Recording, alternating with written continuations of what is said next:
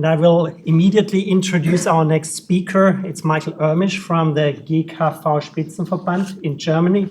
So who doesn't know, or for everybody who doesn't know what the GKV Spitzenverband is, I always call it, if you have to go there, it's like a dentist appointment, because that's where the real price negotiation is going on. So we were looking to have you here as a national representation, or looking into this new legislation, of course, from a particular national view now. And thanks for you to coming over. Michael is, I think, for about 10 years now with the GKV Spitzenverband. He's a trained pharmacist at the University of Munich. And within the GKV Spitzenverband, of course, he's in the Department of Medicine. The GKV Spitzenverband is in charge of the whole healthcare budget.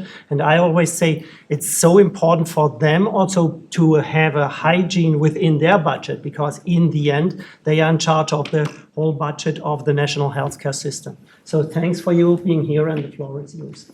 Thanks for having me.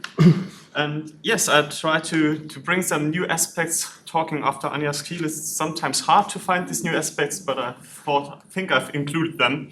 And well, let's see whether it works. And I also would like to take you on a journey, maybe a different journey. And because if you're looking on the national perspective on the European HTA, we think we need to start and what the proposal brought us and how we then thought about it. And I mean, all of you surely have read that. It's taken from the proposal, and it just outlines what were the general and specific objectives of the joint HTA. And when we were confronted with this piece of paper, we took some time to internally discuss how to go on, how to position ourselves. And in the end, I think we can be proud to have decided that we wanted to shape this whole process and not object it from the beginning. And that was what we put in front of us for the whole process, saying, what can we do better? How can we shape it that it fits our German system, that it fits our needs, and still can bring some benefits to the whole European process? And but in the end, this simply meant we said we welcome the consolidation of cooperation between HTA bodies on EU level. In the way it was before, it was not sustainable. We shared this opinion, but we saw the need to strengthen this cooperation, and in a way, it was the next logical step in an ever-growing European Union, growing together would at some point of time also mean that we could unite on the HTA level. However, we also thought that the guiding principle for European cooperation must be based on the national HTA agencies working together, and that they should take the leading role. And having this in mind, we took then the opportunity to comment on the Commission's proposal. And well, you can read that by yourself. The whole thing is, we have the opinion that a lot of things we proposed were in the end positively taken up by Parliament and Council, and not all, but a lot of things also fed into the final regulation. And maybe more important than what we concretely proposed is, why did we do that? And we did that because we are of the opinion that as a German system, with this immediate access to all new drugs, there's something we utterly need, and that is a really restrictive, highly method of HTA assessment with a very high quality. Because every thought, every mistake we do in the beginning will go through to the end, and every imprecision, every foul compromise we're doing at the beginning will in the end bring harm to us, and we cannot correct that afterwards. So we aimed for a high methodology on this scale, but also allowing for the national context to be taken into account.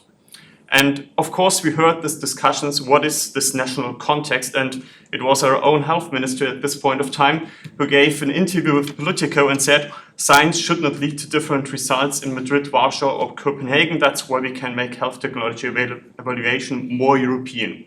And in a way, it's true. Of course, science will not be different, but we need to be aware that HTA is more than science, because there are all those different factors that feed into the HTA, and if not at the assessment scale, then at least at the appraisal scale.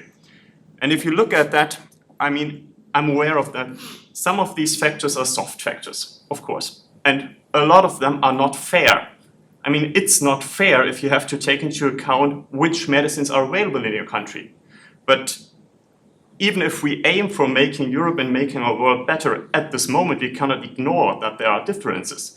And when we want to measure the benefit of a new drug, we need to measure it to what is available. If something is not available, it's interesting to know whether it's better or worse what there's new, but what do you do with this information?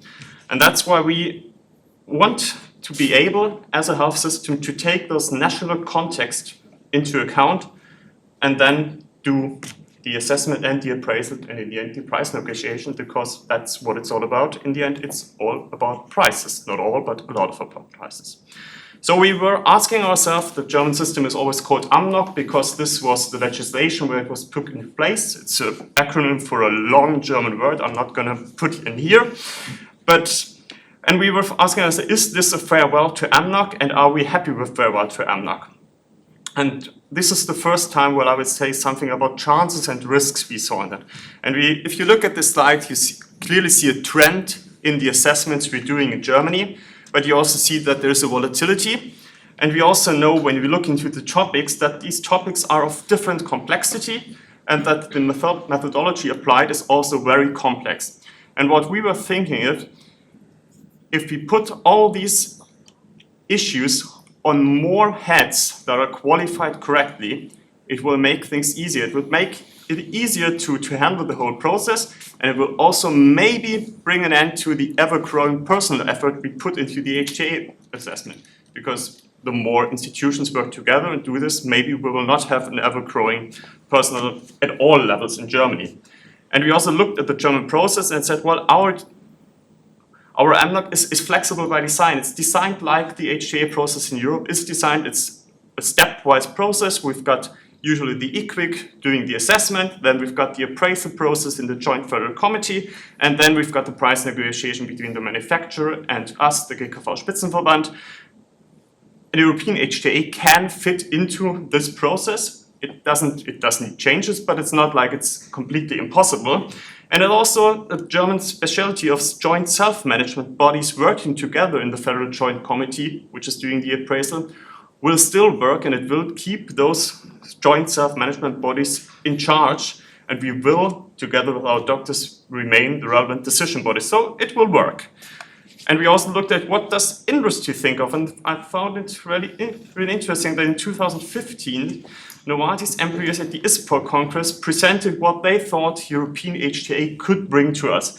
And one thing was the expectation that the harmonized relative effectiveness assessment will reduce time to access to patient and will make more likely for companies to meet the European requirements, and in the end make it more predictable for companies what to develop in their development plans.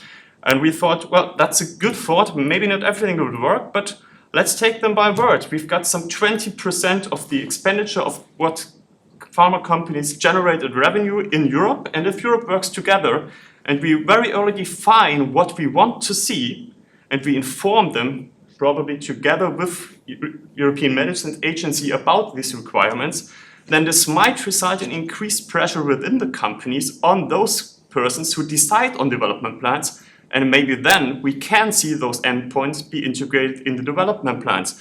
And if that happens, this should lead to better results at the HTA in the end. And maybe there's a positive feedback loop if our thing works out, if we all can agree on that.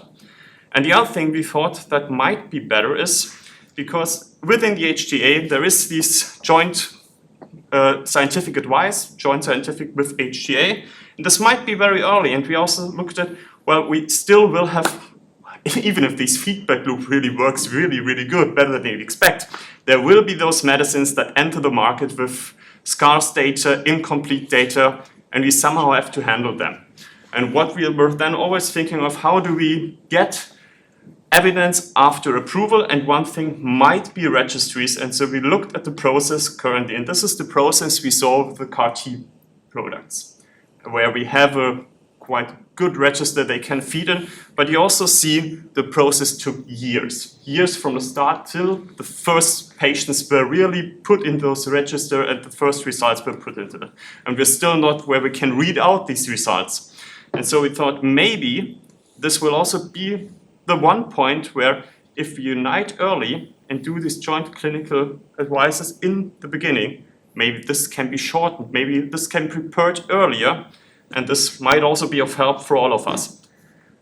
There's still one drop of bitterness in that, and that is the access thing. We are not really convinced that joint HTA will alone make access easier and more conform. This is taken from the FPR weight indicator. It's the most actual slide on that. And what we see there is a clear trend, and this, it looks like you can also do GDPs on this slide, and it won't much differ when you do the sorting of the countries. So there are other factors, and we also see that we're often confronted with that it's health systems that decline access to those medicines. And we are not convinced of that, because what we hear from our colleagues from smaller countries, from countries with less economic power, is they are not even offered the drugs. Whether this will change at all, we don't know, but we also see that within this slide, it might be that there's something true, because there is those only available privately part of the slide, and this also means that there often is a possibility of companies supplying the drug even if it's not paid by the health system. This might not help with the access, but it might be a signal that companies are willing to bring the drug to the market. And the slide tells that is not always filled, so maybe there's different things. And then this is my last slide with topic. There is still a lot of open questions whether all this will work out. And one thing is the timeline really feasible? Looking at the joint HTA time, 142 days seems to be enough. It's more than 3 months. That's what the German IQWiG also has. So taken alone, this might work. But taken together with when it starts in parallel to the regulatory assessment, where maybe it's not even clear for what the drug is authorized in the end, the scoping mechanism putting in front where a lot of important factors are fed into, and this is giving the direction to where the assessment is heading and what is to be put into the dossier of the manufacturer, we don't really know. And also in the end, we surely see the German system will also need some adjustment because, well, there might be a gap or it might not. Depends on how good the European assessment is and how much is to be added for a context. We hope not much, but we don't know. So there are a lot of open questions. So yes, this will be a process that might not work from the start, but we hope it will get better soon.